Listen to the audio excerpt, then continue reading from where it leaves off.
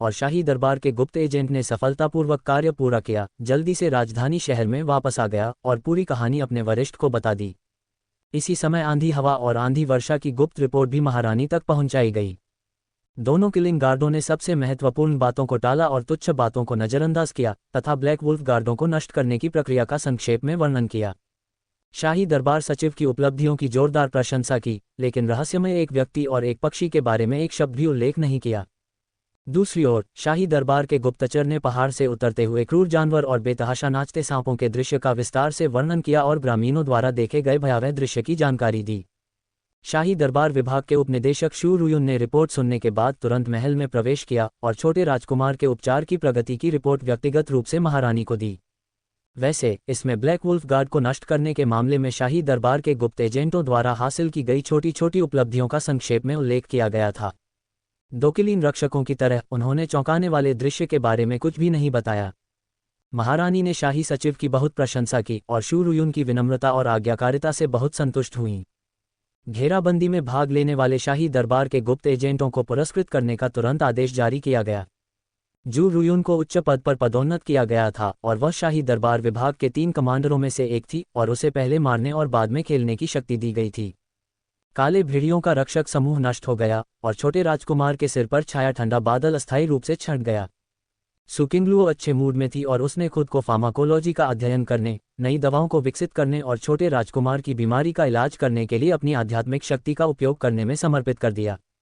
अगले वर्ष गर्मियों और शरद ऋतु के बीच के दिनों में छोटे राजकुमार ने अपना 5वां जन्मदिन मनाया।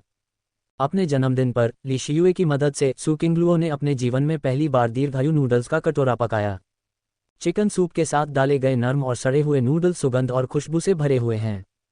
छोटे राजकुमार ने अपनी बहन के बनाए नूडल्स खाए, बहुत खुश हुआ, खाते समय खिलखिलाकर हंस रहा था। कानों में दूध की कोमल और मोम जैसी छोटी सी आवाज सुनाई देती है जो हृदय की मिठास में डूब जाती है। पूरा परिवार उसके चारों ओर बातें कर रहा था और हंस रहा था तथा अपने होठों के कोनों को ऊपर उठाए बिना नहीं रह पा रहा था तथा तरोताजा और खुश महसूस कर रहा था। अपने जन्मदिन की रात को सुकिंगलुओ ने मेरिडियन को सुलझाया, हमेशा की तरह छोटे राजकुमार के लिए एक्यूपंक्चर बिंदुओं की मालिश की और विषाक्त पदार्थों से छुटकारा दिलाया।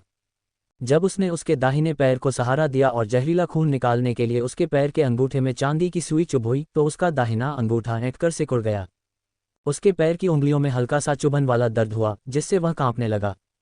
कुछ ही क्षणों बाद उसकी आंखें लाल हो गईं, उसका मुंह सिकुड़ गया और उसने खुद को सुकिंगलुओ की बाहों में फेंक दिया। जुबान ए, क्या तुम्हें अपने पैरों में संवेदना महसूस हो रही है? सुकिंगलुओ छोटे राजकुमार की विचित्रता के प्रति संवेदनशील था और उसके पैर की उंगलियों को दबाने वाला हाथ थोड़ा कांप रहा था। बहन, बहन। छोटे राजकुमार को समझ में नहीं आ रहा था कि वह अपना आश्चर्य और खुशी कैसे व्यक्त करे, इसलिए उसने बस अपनी बाहें उसके गले में डाल दी, रोने लगा और अपनी बहन पुकारता रहा। जुबान ए, प्रिय जुबान ए, ये बहुत बढ़िया है, अंततः तुम्हें अपने पैरों में संवेदना महसूस हो रही है। सुकिंगलुओ की आंखें भी लाल थीं और उसने अपने कोमल और प्यारे शरीर को अपनी बाहों में कसकर जकड़ लिया, वह अपनी उत्तेजना को रोक नहीं पाए। छोटे राजकुमार के जन्मदिन के 1.5 महीने बाद सुकिंगलुओ 8 साल का हो गया। सर्दियों की शुरुआत में पहली बर्फबारी वादे के मुताबिक होती है और पंख जैसे बर्फ के टुकड़े आसमान से गिरते हैं। रात भर में ऊंचे पहाड़ चांदी से ढक जाते हैं और शुद्ध बर्फ और बर्फ की दुनिया बेहद मनमोहक होती है। बर्फ साफ होने के बाद हर घर में चहल पहल बढ़ गई, दरवाजे और खिड़कियां खोल दी गईं और बर्फ साफ करने का काम शुरू हो गया। पुरुष स्वतःस्फूर्त ढंग से गांव के अंदर और बाहर की सड़कों की सफाई करने के लिए बाहर निकल पड़े। महिलाएं अपने छोटे बच्चों को लेकर प्रत्येक घर के छोटे छोटे आंगनों की सफाई करने लगीं। सुकिंगलुओ ने ली शियुए को बर्फ हटाने में मदद की। दुबले पतले और लचीले शरीर के साथ, सुरुचिपूर्ण और स्वतंत्र और सहज, वह निपुणता से छत पर चढ़ गया, छज्जों के पार चला गया और छत से घुटनों तक गहरी बर्फ को झाड़ू से साफ किया। मेरी बहन अद्भुत है, मेरी बहन के इलाके में अभी भी बर्फ है। छोटे राजकुमार ने एक सूती टोपी और दुपट्टा पहना हुआ था जिसे उसने छोटे चावल के पकौड़े की तरह लपेटा हुआ था। 3 बड़े भूरे बालों वाले कुत्तों के साथ वह आंगन में अपनी बहन की ऊर्जावान और उन्मुक्त आकृति को ईर्ष्या से देखता रहा और छज्जों और छतों पर घूमता रहा। छत से गिरती बर्फ की बूंदों को देखकर उन्होंने अपने नन्हे हाथों से ताली बजाई और जोर से जयकारे लगाए। आउच! वह बस छज्जे की ओर देखता रहा, उसके पैरों के नीचे झाड़ू पड़ी थी, वह लड़खड़ा गया और पीछे की ओर गिर गया। वाह वाह! 3 बड़े भूरे बालों वाले कुत्ते एक साथ उछलकर उसकी पीठ पर लेट गए, जो उनके बालों के पैड का काम कर रहे थे। जुबान ए चौंक कर सू किंगलुओ छत से नीचे कूद गया, नीचे झुका और छोटे राजकुमार को उठा लिया और बिना किसी स्पष्टीकरण के उसे घर के अंदर ले गया। पीछे से 3 बड़े भूरे बालों वाले कुत्ते भी घुस आए, दरवाजे के पर्दे की दरार से अंदर आ गए और कंग के सामने एक दूसरे के बगल में खड़े हो गए। सू किंगलुओ ने छोटे राजकुमार का लबादा, टोपी और नेकरचिफ उतार दिया और उसे कांग के पास ले गया, जो अभी भी अस्थिर रूप से चल रहा था, उसे धीरे से सहलाते हुए। जुबान एर अच्छी रहो, घर में आज्ञाकारी ढंग से प्रतीक्षा करो, मेरी बहन बर्फ झाड़कर वापस आएगी और तुम्हारे साथ चलने का अभ्यास करेगी, ठीक है? छोटे राजकुमार ने आज्ञाकारी भाव से सिर हिलाया, उसकी बड़ी बड़ी चमकती आंखें चमक उठीं और उसने आसक्ति से उसकी ओर देखा। बहन, जल्दी वापस आओ। ठीक है, मेरी बहन ने मेरी माँ को आंगन में बर्फ हटाने में मदद की है और मैं अभी वापस आ जाऊंगा। सू किंगलुओ ने छोटे राजकुमार के गुलाबी चेहरे और गालों को सहलाया और पर्दा उठाकर कमरे से बाहर चली गई। वाह, वूफ वूफ। तीनों बड़े भूरे बालों वाले कुत्ते बहुत आध्यात्मिक हैं, वे अपने साथियों की रक्षा करते हैं जो एक साथ बड़े हुए हैं। ऐसा लग रहा था कि वे चिंतित थे कि वह अकेला होगा, इसलिए उन्होंने एक साथ अपने अगले पंजे उठाए और उन्हें बिस्तर के किनारे पर रख दिया और अपने बड़े रोएदार सिर को छोटे राजकुमार की बांह पर स्नेहपूर्वक रगड़ने लगे। बड़ी हुई, दूसरी हुई, छोटी हुई, मेरे पास आपके लिए कुछ स्वादिष्ट है। छोटे राजकुमार ने तीनों बड़े कुत्तों के सिर थपथपाए, अपनी छोटी थैली से फज के 3 टुकड़े निकाले, उनके आवरण उतारे और एक एक करके तीनों बड़े कुत्तों के मुंह में ठूंस दिए। बाहा, तीनों बड़े कुत्तों ने जेली कैंडी को चाटा और खुशी से खाया और उनके हलाजी से खून पूरे फर्श पर फैल गया। दहुई, क्या तुम मुझे आइसक्रीम चुनने में मदद कर सकते हो? मुझे आइसक्रीम चाहिए। तीनों बड़े कुत्तों को आनंद लेते देख छोटा राजकुमार भी मुस्कुराया और भौहें सिकोड़ लीं। बिग हुई के सिर को थपथपाते हुए उसके छोटे गुलाबी हाथों ने छज्जे पर लटके हुए हिमखंड की ओर इशारा करते हुए उसे संकेत दिया कि वह हिमखंड के साथ खेलना चाहता है। वाह वाह। दहुई ने अपना सिर घुमाकर खिड़की से लटकते हुए हिमखंड को देखा, जो छज्जे से जमीन तक लटका हुआ था। फिर उसने छोटे राजकुमार की ओर देखा, बहुत आध्यात्मिक ढंग से चिल्लाया, घर से बाहर भागा और थोड़ी देर बाद अपने मुंह में एक हिमखंड लेकर वापस आया। वाह। छोटे राजकुमार ने आइसक्रीम ली और उसके साथ प्यार से खेलने लगा। उसे इस बात की परवाह नहीं थी कि उसके छोटे हाथ ठंड से लाल हो गए थे। वाह वाह, ये देखकर कि वह उसे पसंद करता है, एरहुई और जियोहुई ने उसे खुश करने के लिए 2 बार चिल्लाया, घर से बाहर भागे और अपने मुंह में 2 बर्फ के टुकड़े लेकर वापस आए। वाह। छोटे राजकुमार ने आइसक्रीम ली, खुशी से मुस्कुराया, थैली से नरम कैंडी के 3 टुकड़े निकाले और उन्हें अपने मुंह में ठूंस लिया। एक छोटा सा प्यारा बच्चा, 3 बड़े कुत्ते खेलकर बहुत आनंदित हुए। 3 बड़े कुत्ते अंदर बाहर आए और कंग बर्फ से ढक गया, जो जल्द ही पिघलकर पानी में बदल गया और कंग पर बिछे गद्दे भीग गए। छोटे राजकुमार की सूती पतलून भी नहीं बची, वह भी पूरी तरह गीली हो गई थी। जब सू किंगलुओ बर्फ झाड़कर वापस आया तो ये दृश्य देखकर उसका एक सिर 2 बड़े हो गए और उसके पूरे शरीर से ठंडी हवा निकल रही थी। तीनों बड़े कुत्ते ठंड से कांप रहे थे, उनके सिर नीचे लटक रहे थे और उनकी दुम पैरों के बीच दबी थी। वे हताश होकर घर से बाहर भागे। तारानकन तारानकन तारानकन। माँ, जुबान एर ने बर्फ से खेला और बिस्तर और सूती पतलून गीला कर दिया। अरे इधर आओ। ली शियुए, जो आंगन में बर्फ साफ कर रही थी, ने अपनी छोटी बेटी की धीमी आवाज सुनी जो सामान्य से 1 सप तक ऊंची थी। उसने जल्दी से झाड़ू नीचे रखा और पर्दे के पीछे से कमरे में प्रवेश किया। कमरे में प्रवेश करते हुए मैंने उस छोटी लड़की की ओर देखा जो असहाय रूप से अपना माथा पकड़े हुए थी। उसका चेहरा उदास था और मैं अपनी हंसी रोक नहीं सकी। 4 या 5 साल के लड़के सबसे ज्यादा शरारती होते हैं। तुम्हारा भाई भी बचपन में यही करता था। वह मुस्कुराए और अलमारी से बदले में मिलने वाले सूती पतलून निकाली, जल्दी से उसे छोटे राजकुमार को पहनाया, उसे उठाया और अपनी छोटी बेटी की बाहों में ठूंस दिया। बिस्तर से भीगा हुआ गद्दा उठाया, उसे गोल आकार में लपेटा, पर्दा घर से बाहर खींचा और उसे सुखाने के लिए आंगन में ले गया। जुबान एर। सू किंगलुओ ने अपनी माँ को बाहर जाते हुए देखा, दूसरी ओर देखा, अपनी आंखें मूंद लीं और उसकी बाहों में सिमट गई। उसकी छोटी आंखें कांप रही थीं, वह अपने छोटे बच्चे की ओर देखने की हिम्मत नहीं कर पा रही थी। छोटे राजकुमार को पता था कि उसने कुछ गलत किया है, इसलिए वह एक छोटे बटेर की तरह सिकुड़कर एक छोटी सी गेंद बन गया, अपने पंखों में अपना सिर छिपा लिया, वास्तविकता से बचता हुआ। तुम फिर से शरारती हो रहे हो। सू किंगलुओ ने अपना छोटा शरीर हिलाया और असहाय होकर आह भरी। पिछले 1 साल में छोटा राजकुमार सफ़ेद और कोमल हो गया है और उसका मांस भी बहुत बढ़ गया है।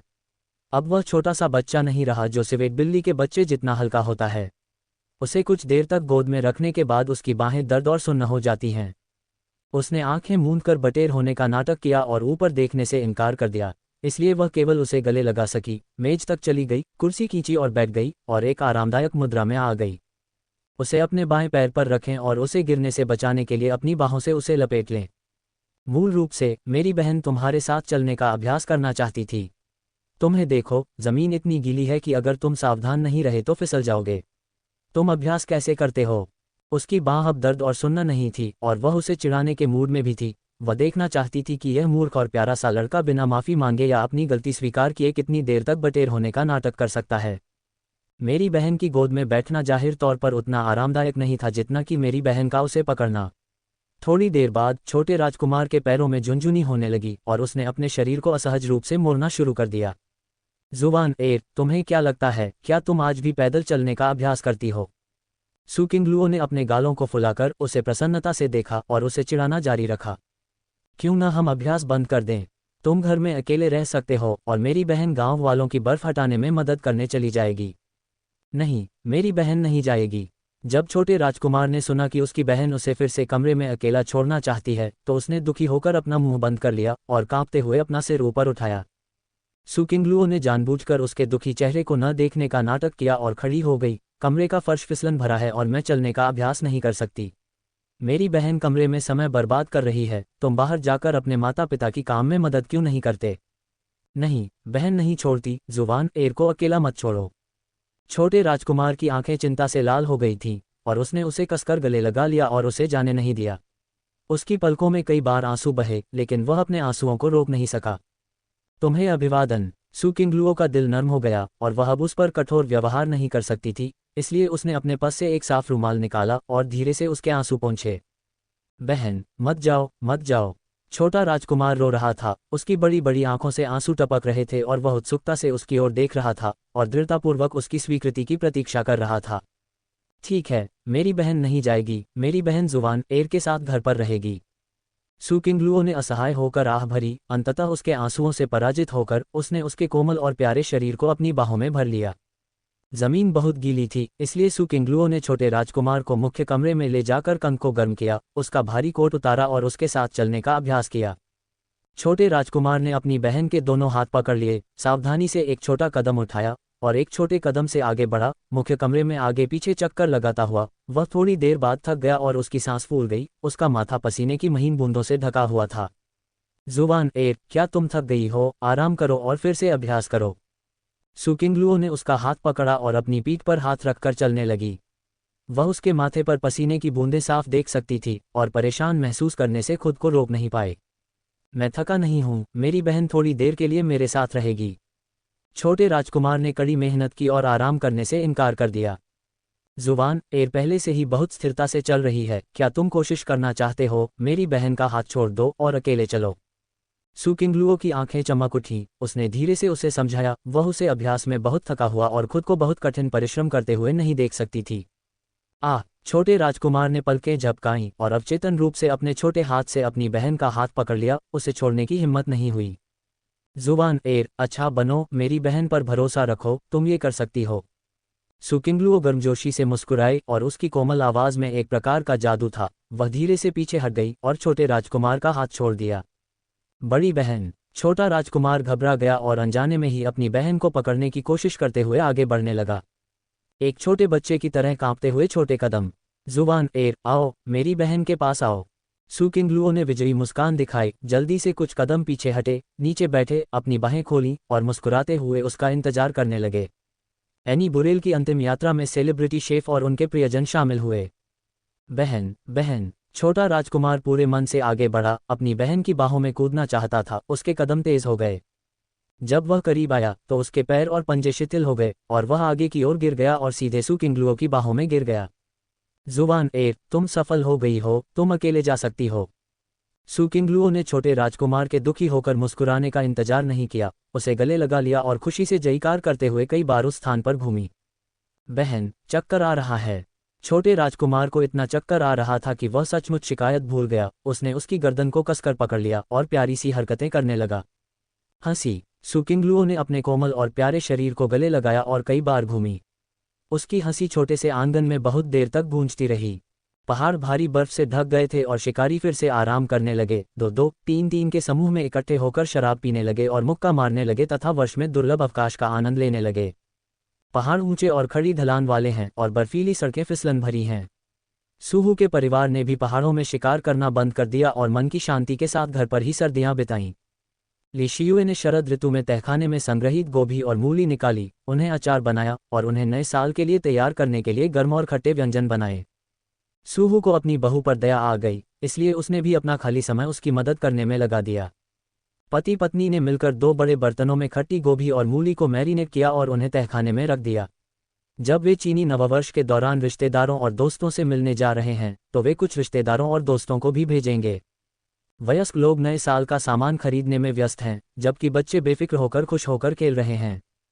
अकादमी में शीतकालीन अवकाश था और सू जिक्सुआन के पास खाली समय था, इसलिए उसने अपने नए साथी, उस छोटे टट्टू सोयाबीन जिसे उसने अभी अभी खरीदा था, के साथ संबंध विकसित करने में खुद को समर्पित कर दिया।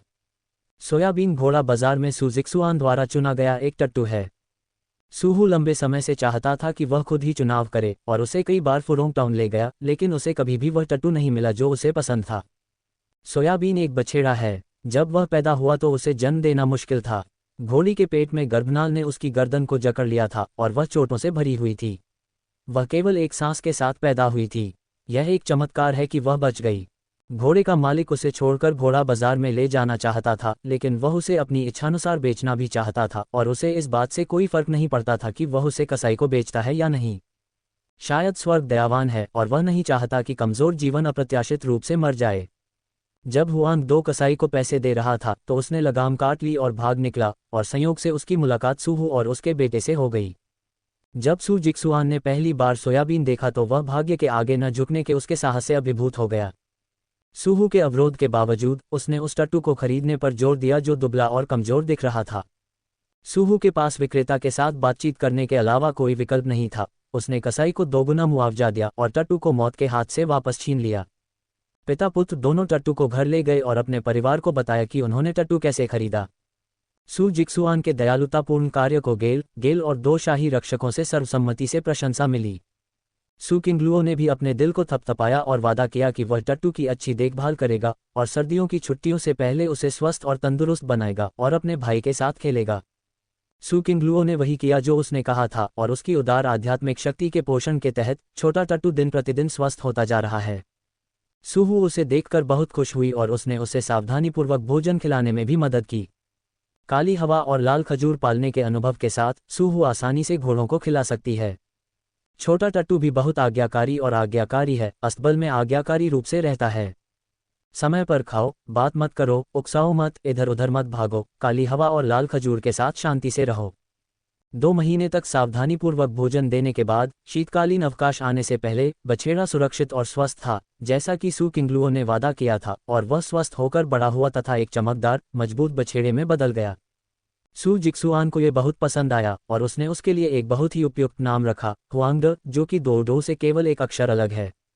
सोयाबीन बहुत आध्यात्मिक है, ये जानते हुए कि यह सू जिक्सुआन था जिसने उसे माशी में बचाया था और वह उसके बहुत करीब था। जब भी मैं उसे देखता, मैं अपना सिर अस्तबल से बाहर निकालता और स्नेहपूर्वक उसका हाथ सहलाता। हुआंग के साथ सू जिक्सुआन ने अंततः हेफेंग को खोने की कमी को पूरा किया और अपनी सारी भावनाएं हुआंग पर डाल दीं। एक व्यक्ति और एक घोड़ा दिन रात साथ रहते हैं और बर्फीली सर्दियों की छुट्टियों के दौरान उनकी भावनाएं दिन प्रतिदिन गर्म होती जाती हैं और एक गहरी दोस्ती बन जाती है। उन दिनों जब पहाड़ भारी बर्फ से ढके होते थे, तब भी वांग मेंग को भीषण ठंड का डर नहीं था और वह दिन भर बिना रुके मार्शल आर्ट का अभ्यास करता था। गाई फैंग और जीयू के पास करने को कुछ नहीं था, इसलिए उसे कुछ सामान्य संकेत देकर वह बहुत लाभ उठा सकता था। 10 साल के लड़के के अंग लचीले और मजबूत हैं और वह तेजी से दौड़ रहा है। वह पहले ही सूहू के कंधे की ऊंचाई तक पहुंच चुका है और सू जिक्सुआन को बहुत पीछे छोड़ चुका है। 16 साल की उम्र में ही वह दुबली पतली और सुंदर हो गई थी। कॉलेज में शिष्टाचार की शिक्षा के तहत वह किताबों में पारंगत, विनम्र, सौम्य और सुरुचिपूर्ण हो गई और सू जिकिन के रूप में एक प्रसिद्ध युवक बन गई। मैं वसंत ऋतु में काउंटी परीक्षा देने का इरादा रखता हूं और परीक्षा की तिथि से पहले केवल 3 महीने बचे हैं। मेरे पास बहुत सारा स्कूल का काम है और समीक्षा करने का बहुत दबाव है। इसलिए कॉलेज में शीतकालीन अवकाश था और वह काउंटी से वापस नहीं आई थी, इसलिए उसने अपना होमवर्क दोहराने पर ध्यान केंद्रित किया। सूहू और उनकी पत्नी जानते थे कि उनकी बेटी को मजबूत होना चाहिए, इसलिए वे पूरे दिल से पहाड़ों से बाहर निकलकर रॉयल एकेडमी में दाखिला लेना चाहते थे। इसलिए उन्होंने उसकी इच्छा का पालन किया और उसे मन की शांति के साथ काउंटी में पढ़ने दिया। निजी तौर पर दोनों दंपतियों ने नववर्ष, जो कि प्रथम चंद्र मास का 15वां दिन होता है, मनाने की योजना बनाई तथा उसके बाद बच्चों को अपनी बहन से मिलने के लिए काउंटी शहर ले जाने और परिवार के साथ पुनर्मिलन की योजना बनाई। वसंत ऋतु में काउंटी परीक्षा अभी शुरू नहीं हुई है तथा शरद ऋतु के अंत में होने वाली टाउनशिप परीक्षा के लिए अच्छी खबर है।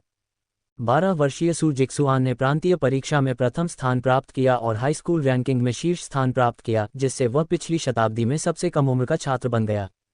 जब बूढ़े गांव के मुखिया को ये खबर मिली तो वह इतना खुश हुआ कि वह अपना मुंह कान से कान तक बंद नहीं कर सका और वह खुशखबरी सुनाने के लिए सूहू के घर आया। सूहू और उनकी पत्नी, जो घर पर बेकन को मैरिनेट कर रहे थे, जब उन्होंने सुना कि उनका बेटा हाई स्कूल में प्रथम आया है तो वे आश्चर्यचकित और प्रसन्न हुए। उन्होंने तुरंत नए साल की पूर्व संध्या पर एक बड़ा भोज आयोजित करने का फैसला किया और पूरे गांव को एक साथ जश्न मनाने के लिए पीने और मांस खाने के लिए आमंत्रित किया। सूहू ने बर्फीले मौसम में फिसलन भरी सड़क की परवाह नहीं की और वांग मेंग को गाड़ी में फुरोंग टाउन ले गया। मैंने बहुत सारी शराब, सब्जियां, मांस और अंडे, पका हुआ खाना और केक, खरबूजे, फल, नाशपाती और आड़ू खरीदे। मैंने नए साल के लिए सभी ज़रूरी चीज़ें तैयार की और बच्चों के लिए नए साल के दौरान पहनने के लिए बहुत सारे चमकीले और उत्सवी नए कपड़े खरीदे। गाड़ी का पिछला डिब्बा खचाखच भरा हुआ था और तभी मैं अधूरी इच्छाओं के साथ घर लौट आया। सू किंगलुओ के सावधानीपूर्वक उपचार के तहत छोटे राजकुमार का शरीर दिन प्रतिदिन स्वस्थ होता गया। रक्त में विषाक्त पदार्थ कम होते गए और शरीर को होने वाला नुकसान दिन प्रतिदिन कम होता गया। आंतरिक अंगों में मौजूद विषाक्त पदार्थ पूरी तरह से बाहर निकाल दिए गए हैं तथा शेष बचे छिटपुट अवशिष्ट विष लगभग नगण्य हैं। महारानी अपने सबसे छोटे बेटे को अधिक महत्व देती है तथा जैसे जैसे नया साल नजदीक आता है उसे उसकी अधिक याद आने लगती है। हवा और बारिश के झोंके में 2 गुप्त रक्षकों की गुप्त रिपोर्ट से यह जानकर कि सम्राट के बेटे के स्वास्थ्य में बहुत सुधार हुआ है और अब उसे अपनी जान का खतरा नहीं है, इसलिए वह बहुत राहत महसूस करता है। गुप्त रूप से 2 गुप्त रक्षकों को आदेश दिया गया कि वे देहात के दूसरे प्रांगण में ड्यूटी पर तैनात शाही रक्षकों के साथ सहयोग करें ताकि छोटे राजकुमार को नए साल का जश्न मनाने के लिए महल में वापस लाया जा सके, ताकि बूढ़ी मां के लापता होने के दर्द को कम किया जा सके। गाइफेंग जियू को गुप्त आदेश मिला, इसलिए उसने एक पल के लिए भी देरी करने की हिम्मत नहीं की और तुरंत सू किंगलुओ को मामले की जानकारी दी। छोटे राजकुमार की स्थिति के बारे में पूछें, क्या वह लंबी यात्रा की थकावट को सहन कर सकता है और क्या रास्ते में दुर्घटनाओं को रोकने के लिए कोई उपयुक्त तरीका है ताकि महारानी को नाराज न किया जाए और सभी निर्दोष लोगों को प्रभावित न किया जाए। महारानी को अपने सबसे छोटे बेटे की याद आती थी, इसलिए सू किंगलुओ स्वाभाविक रूप से उसे अपनी मां और बेटे से मिलने से नहीं रोक सकी। कुछ देर सोचने के बाद उसने स्टोरेज रिंग से रामबाण दवा की बोतल निकाली और उसे दोनों डाक गार्ड्स को सौंप दिया। उनसे कहा कि वे हर दिन छोटे राजकुमार के लिए एक गोली ले जाएं।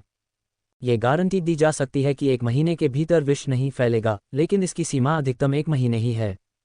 1 महीने के भीतर छोटे राजकुमार को वोनियू गांव वापस लौटना होगा और उसे उपचार जारी रखने का जिम्मा सौंपना होगा। यात्री ने क्रूज जहाज को हिमखंड से टकराते हुए कैद किया। देखें बस दे। दोनों छुपे हुए पहरेदारों ने अमृत ले लिया और गंभीरता से वादा किया कि वे छोटे राजकुमार को समय पर दवा दे देंगे। 1 महीने के भीतर उसे निश्चित रूप से सुरक्षित वापस लाया जाएगा।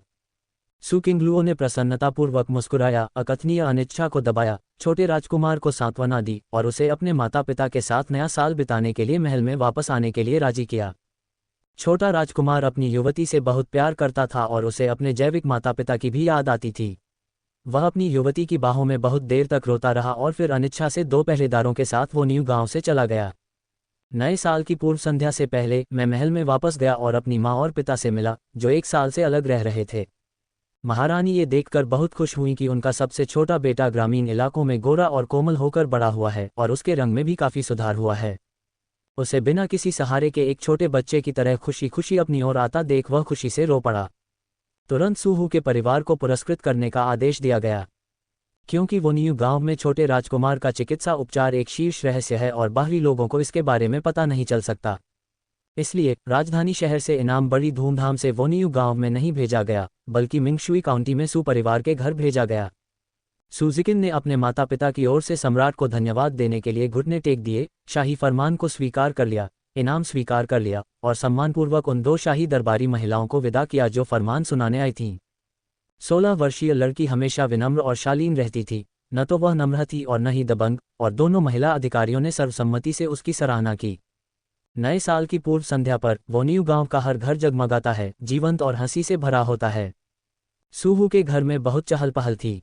नए साल की शाम का खाना शुरू हो गया था और सभी 7 बड़े खपरेल की छत वाले घर लोगों से भरे हुए थे। मेहमानों के मनोरंजन के लिए बैठक कक्ष मेजों से भरा हुआ है। प्रत्येक बड़ी गोल मेज पर 15 लोग बैठ सकते हैं। लोग भीड़ में बैठे हैं और हर कोई प्रसन्नचित होकर शानदार भोजन का आनंद ले रहा है। पहले से तैयार एपेटाइजर, पके हुए पेस्ट्री, खरबूजे के बीज और कैंडीज को सबसे पहले मेज पर रखा जाता है। गांव वालों ने मुट्ठी भर खरबूजे के बीज लिए, कैंडी खाए, मुस्कुराते हुए बातें की और उनके सांवले चेहरे खुशी और उत्सव की मुस्कान से भर गए। रसोई में मांस की गंध फैल रही थी। 4 बर्तन और स्टोव एक दूसरे के बगल में रखे हुए थे। 2 मीटर व्यास वाले 4 बड़े लोहे के बर्तनों में उबले हुए मांस की हड्डियां और अलग अलग तरह के व्यंजन भरे हुए थे। गांव के मुखिया के परिवार की 2 बहुएं भी अपनी रसोई में व्यस्त थीं। उन्होंने 2 बड़े बर्तनों में गोभी और मांस के साथ दर्जनों टोकरियां पकाईं, प्रत्येक टोकरी में 30 पूरे गांव के खाने के लिए पर्याप्त। जब भोजन और पे परोसा गया तो बूढ़े गांव के मुखिया ने सूहू और उनकी पत्नी के प्रति आभार व्यक्त करने के लिए अपना गिलास उठाया। सू जिक्सुआन को हाईस्कूल रैंकिंग में शीर्ष पर आने और वोनियू गांव को अभूतपूर्व गौरव दिलाने के लिए बधाई दी। गांव के लोग उत्साहित थे और एक स्वर में सहमत थे। शराब पीने वाले लोग एक के बाद एक उठे और अपने शराब के गिलासों से सूहू को टोस्ट किया। सूहू शर्मा गया, उसने धन्यवाद देने के लिए अपना शराब का गिलास उठाया और सिर उठाकर उसे पी गया। गांव वालों ने जोर जोर से तालियां बजाईं। शराब का पहला गिलास पीते ही माहौल अचानक गर्मा गया।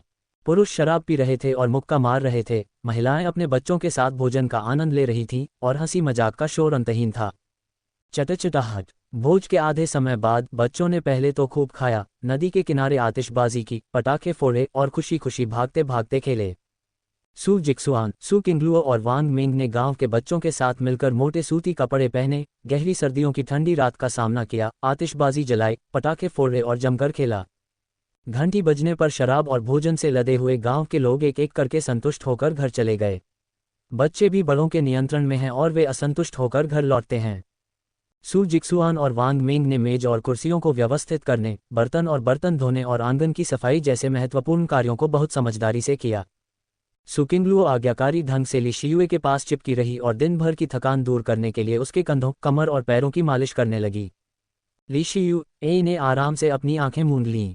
मालिश के बाद उसका पूरा शरीर आराम महसूस कर रहा था। उसके कंधों में दर्द और खिंचाव की भावना गायब हो गई और उसकी आत्मा सामान्य से बेहतर थी। वह इतनी खुश थी कि उसने अपने प्रिय की अंतरंग छोटी गद्देदार जैकेट को गले लगा लिया और वह जाने देने के लिए अनिच्छुक थी।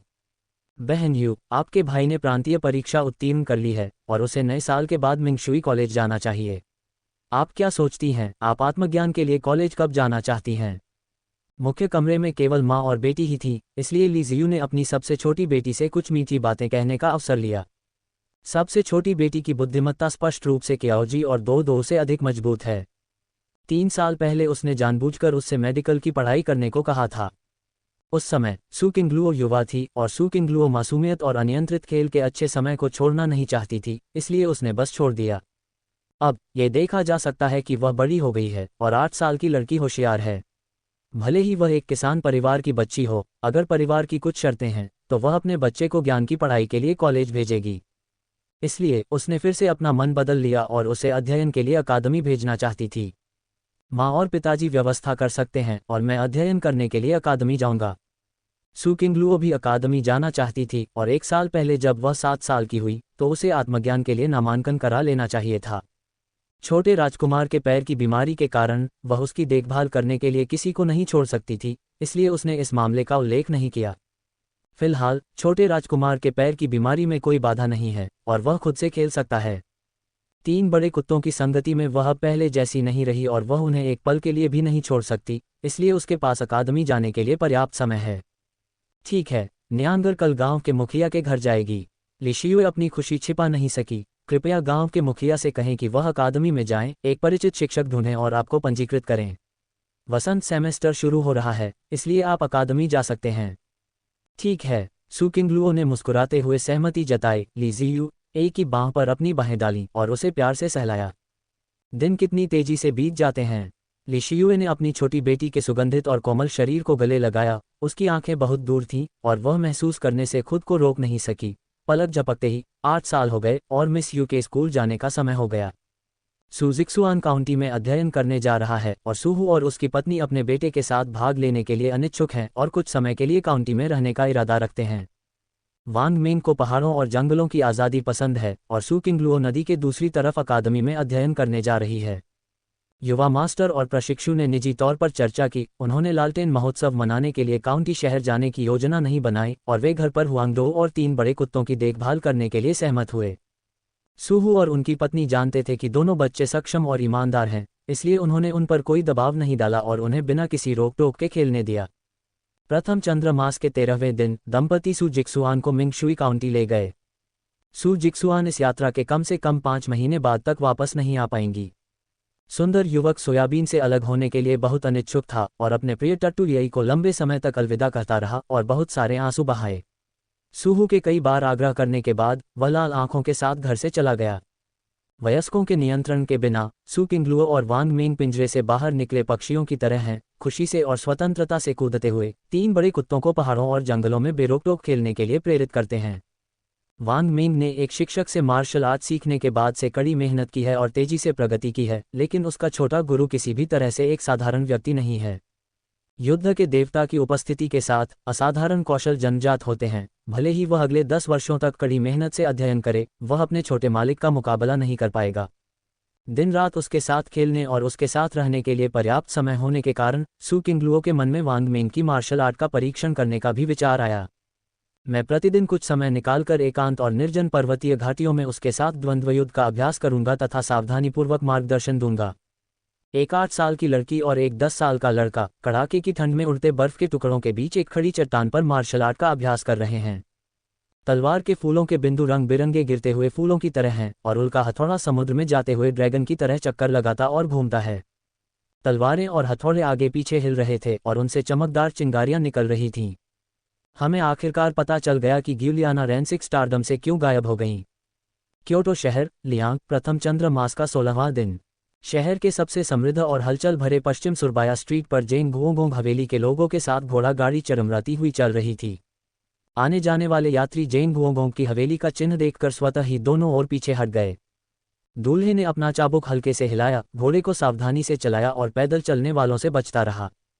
अचानक एक युवा लड़का सामने की छोटी सी गली से तेजी से निकला और सीधे घोड़े के सिर से टकराया। अच्छा नहीं है, कोचवान चौंका और जल्दी से लगाम कस दी। बाह बाह, घोड़ा घबराकर हिनहिनाने लगा, उसके अगले खुर ऊपर उठ गए और उसके पीछे की गाड़ी जोर से हिलने लगी। बहुत खूब, लड़का डर गया, जमीन पर गिर पड़ा, अपना माथा खुजलाने लगा और जोर जोर से रोने लगा। आउच! उसी समय गाड़ी में दर्दनाक चीख पुकार मच गई। कौन इतना साहसी है कि वह ड्यूक जेन के भवन की गाड़ी से टकराने का साहस कर रहा है? कार का पर्दा उठा और ब्रोकेड के कपड़े पहने एक लड़की, जिसका चेहरा शत्रुतापूर्ण था, बाहर निकली। मिस, यह एक बच्चा है। कोचवान गाड़ी से कूद पड़ा और बच्चे को उठा लिया। उसकी आंखें एक क्षण के लिए घबरा गईं। युवती का स्वभाव बहुत खराब था और उसे चिंता थी कि इससे छोटे बच्चों को शर्मिंदगी होगी। तड़प गया, सचमुच। लड़की खुद को रोक नहीं सकी और उसने कोड़ा नीचे पटक दिया और कोचवान की बांह पर जा लगा। सौभाग्यवश उसने अपने हाथों से बच्चे की रक्षा की, अन्यथा कोड़ा बच्चे के चेहरे पर पड़ता और परिणाम भयंकर होते। हम्फ, एक बहिष्कृत व्यक्ति जिसकी आंखें लंबी नहीं हैं, उसने ड्यूक जेन की हवेली की गाड़ी में टक्कर मारने और मेरी नौकरानी को चोट पहुंचाने की हिम्मत की। वह वास्तव में पिटाई का हकदार है। अनिच्छा से लड़की ने फिर से कोड़ा पटक दिया और कोड़े की तीखी आवाज लोगों के दिलों में चुभ गई। नहीं मिस, वह अभी भी बच्चा है। कोचवान जल्दबाजी में भाग गया। बाओजू, रुको। उसी समय ब्रोकेड वाला एक युवक सड़क के सामने स्थित रेस्तरां की दूसरी मंजिल की खिड़की से नीचे कूदा और तेज निगाहों और हाथों से झट से चाबुक पकड़ लिया। भाई, उसने मेरी नौकरानी को चोट पहुंचाई और किंगहे का सिर कुचल दिया। लिन बाओजू ने पैर पटकते हुए शिकायत की। तो फिर आप सड़क पर लोगों को नहीं पीट सकते। लिन जिन्यू ने भौहें सिकुड़ी और अपनी कलाई से कोड़ा पकड़ लिया। मिस, मैं ठीक हूँ।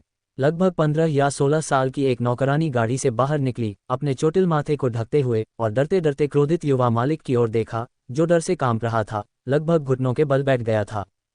सबसे बड़े युवा स्वामी हमेशा से ही अच्छे स्वभाव वाले, सौम्य और परिष्कृत रहे हैं। वे एक दुर्लभ सज्जन और सौम्य युवक हैं। इसके अलावा उन्होंने हमेशा मिस से बहुत प्यार किया है और हर तरह से उनकी मांगों का जवाब दिया है। हालांकि इस समय युवा मालिक के पूरे शरीर से निकलने वाली ठंडी हवा ने गाड़ी के अंदर से उसे सदमे से कांपने पर मजबूर कर दिया। जॉनथन स्कॉट और जूई डेशनल का रिश्ता बहुत अजीब है। हे योंग, आप अपने बच्चे को सामने वाले मेडिकल क्लिनिक में भेज दें, परामर्श शुल्क छोड़ दें और रक्त परिसंचरण को बढ़ावा देने और रक्त हराव को दूर करने के लिए मरहम की एक बोतल खरीद लें। जाकर जल्दी से वापस आ जाएं। लिन जिन्यू का सुंदर चेहरा काला पड़ गया था। अपने गुस्से को दबाते हुए उसने किंगहे के माथे पर नजर डाली और ड्राइवर से फुसफुसाया, हाँ। कोचवान बच्चे को गोद में लेकर क्लिनिक की ओर भागा। थोड़ी देर बाद वह मरहम की एक बोतल लेकर वापस आया और किंगहे के हाथ में थमा दी। किंगहे, मिस के साथ घर वापस जाओ और अब और परेशानी मत पैदा करो। लिन जिन्यू ने गंभीर चेहरे के साथ किंगहे की ओर कोड़ा फेंका। हाँ। किंगहे ने कोड़ा पकड़ लिया, दांत पीस लिए। लिन बाओजू का हाथ दबाया और उसे वापस गाड़ी में खींच लिया। मुझे छोड़ दो किंगहे, अगर तुमने मुझे खींचने की हिम्मत की तो मैं दादी से कहूंगी कि वह तुम्हें सजा दें। लिन बाओजू ने गुस्से से किंगहे का हाथ हिलाया, लेकिन उसकी ताकत दूसरे की तरह मजबूत नहीं थी और उसे जबरन गाड़ी में खींच लिया गया। उसकी बर्बर और गुस्से वाली आवाज गाड़ी के बाहर स्पष्ट रूप से सुनी जा सकती थी। हे योन, घर जाओ। लिन जिन्यू की गहरी आवाज थोड़ी ज्यादा गुस्से वाली थी। हाँ। कोचवान ने सहमति जताते हुए शाफ्ट पर छलांग लगाई, हल्के से चाबुक चलाया और गाड़ी को आगे बढ़ा दिया। नमस्ते। लिन जिन्यू ने गाड़ी को जाते हुए देखा, चुपके से आह भरी। रेस्तरां की दूसरी मंजिल पर खिड़की की ओर अपनी आंखें उठाईं और क्षमायाचना करते हुए अपनी भौहें हल्के से ऊपर उठाईं। वह यहाँ अपने कुछ पुराने दोस्तों के साथ इकट्ठा हुए थे जिन्हें वह बचपन से जानते थे, लेकिन उन्होंने ऐसी बात की उम्मीद नहीं की था। भाई लिन, जल्दी आओ, खाना ठंडा हो रहा है। वह भी सोच ही रहा था कि उसने खिड़की से अपना सिर बाहर निकाला और मुस्कुराते हुए उससे आग्रह किया। अच्छा। उसने एक गहरी सांस ली, अपने अस्त व्यस्त मन को शांत किया। कुछ कदम चलकर रेस्तरां में प्रवेश किया, सीढ़ियों से दूसरी मंजिल पर गया, कोने के कमरे में प्रवेश किया और यहाँ प्रतीक्षा कर रहे कुलीन परिवार के बच्चों के सामने क्षमा याचना करते हुए अपने हाथ झुकाए। सब लोग, मुझे माफ करें, मेरी छोटी बहन शरारती है, उसे बचपन से ही लाड़ प्यार दिया गया है और वह थोड़ी घमंडी भी है। कोई बात नहीं। ब्रोकेड के कपड़े पहने जिनके राजकुमार ने मुस्कुराते हुए कहा, जेन के ड्यूक की हवेली की हथेली में गहना, भले ही वह थोड़ा घमंडी हो, इससे कोई नुकसान नहीं होता है। इसके अलावा बहन बाओजू सुंदर और सुंदर है। शुआंगशु की तुलना नहीं की जा सकती। हे जू मिंग, तुमने जिन्यू के सामने उसकी बहन के बारे में मजाक करने की हिम्मत की, तुम मर चुके हो। झोंगई हो हवेली के सबसे बड़े बेटे हे याओ ने उसके कंधे पर जोर से थपथपाया और उस पर दया भरी नजर से देखा। हाँ। कुलीन परिवार के सभी बच्चों ने एक साथ सिर हिलाया, अवचेतन रूप से अपनी कुर्सियां बाहर खींच लीं और उससे दूरी बनाए रखी। क्या मतलब है तुम्हारा? मैंने क्या गलत कहा? जू मिंग ने उलझन में चारों ओर देखा। एक तीखी आवाज के साथ लिन जिन्यू के हाथ में चाय का कप टुकड़ों में बिखर गया। जिन्यू, तुम्हारा क्या मतलब है? जू मिंग का सिर सुन्न हो गया था और वह डर से कांप रहा था। भाई जू, क्यूई पैलेस पूरे साल दक्षिणी शिनजियांग में तैनात रहता है। जब आप पहली बार बीजिंग आए थे तो आपको ये पता नहीं था। लिन परिवार के साथ भाई अपनी बहन से प्यार करने के लिए प्रसिद्ध हैं। हे याओ ने उसकी ओर सहानुभूतिपूर्वक देखा और चुपचाप उसके लिए एक मोमबत्ती जलाई। जो कोई भी अपने परिवार की हथेली के रत्न की आलोचना करने की हिम्मत करेगा, वह एक दयनीय मौत मरेगा। मैं आलोचना कैसे कर सकता हूँ? मैं वास्तव में बाओजू की प्रशंसा करता हूँ। जू मिंग ने हिम्मत जुटाते हुए अपना बचाव किया। 8 साल की लड़की, घमंडी होने में कोई बुराई नहीं है, उसने बस कुछ बार कोड़ा मारा है, वह तो बस एक बहिष्कृत व्यक्ति है। जू मिंग, बचपन की दोस्ती की खातिर चलो आज इसे भूल जाते हैं। अगर भविष्य में तुमने बकवास करने की हिम्मत की तो मुझे असभ्य होने का दोष मत देना। जब लिन जिन्यू ने अछूत शब्द सुना तो उसकी भौहों और आंखों पर घृणा की एक झलक दिखाई दी। उसका सुंदर चेहरा काला पड़ गया। उसने अपने हाथ में बचा हुआ कपड़ा फेंक दिया, गुस्से से अपना हाथ लहराया और दरवाजे से बाहर निकल गया। हाय, उसका क्या मतलब है? जू मिंग के गाल लाल हो गए। क्या तुम्हें अब भी समझ नहीं आया? हे याओ अभी भी एक बेवकूफ़ सुअर को देख रहा था। मेरे भाई के सामने कहो कि हर कोई तुमसे प्यार करता है, इसलिए मिंगलैंग, यहाँ तक कि मैं भी तुम्हें हराना चाहता हूँ। जिन्यू भाग्यशाली है कि वह आज खुद को रोक पाए और कोई कदम नहीं उठा सकी। ब्रोकेड के कपड़े पहने एक अन्य युवक ने हंसते हुए मजाक किया, यदि लिन परिवार के अन्य भाई यहाँ होते तो आपकी नाक तोड़ दी जाती। हाँ। उनके शब्दों को सर्वसम्मति से स्वीकृति मिली और भीड़ में मौजूद बाकी लोगों ने भी एक स्वर में सिर हिलाकर सहमति जताई। किस बात के लिए? मैंने तो बस एक बात कही थी। जू मिंग ने अपनी नाक रगड़ी और व्यंग्यपूर्वक मुस्कुराया। जब आप लंबे समय तक लियांग में रहेंगे तो आपको समझ में आ जाएगा कि यह कथन सत्य है। हे याओ ने गंभीरता से अपना चेहरा हिलाया। हाँ। बाकी लोग भी एक स्वर में सहमत हो गए। ठीक है, मैं इसे याद रखूंगा। जब मैं लिन परिवार के सातवें भाइयों से मिलूंगा तो अपना मुंह बंद रखना और फिर कभी मेरी मदद मत करना। जू मिंग का मुंह खट्टे पानी से भर गया था। उसने ऐसा जानबूझकर नहीं किया था, वह उस दृश्य पर कुछ शब्द कहना चाहता था, माहौल को जीवंत बनाना चाहता था और लिन जिन्यू को उसकी शर्मिंदगी से राहत दिलाने में मदद करना चाहता था। मुझे एक अकेले व्यक्ति की मदद करने की उम्मीद नहीं थी और मेरी नाक शर्मिंदा थी।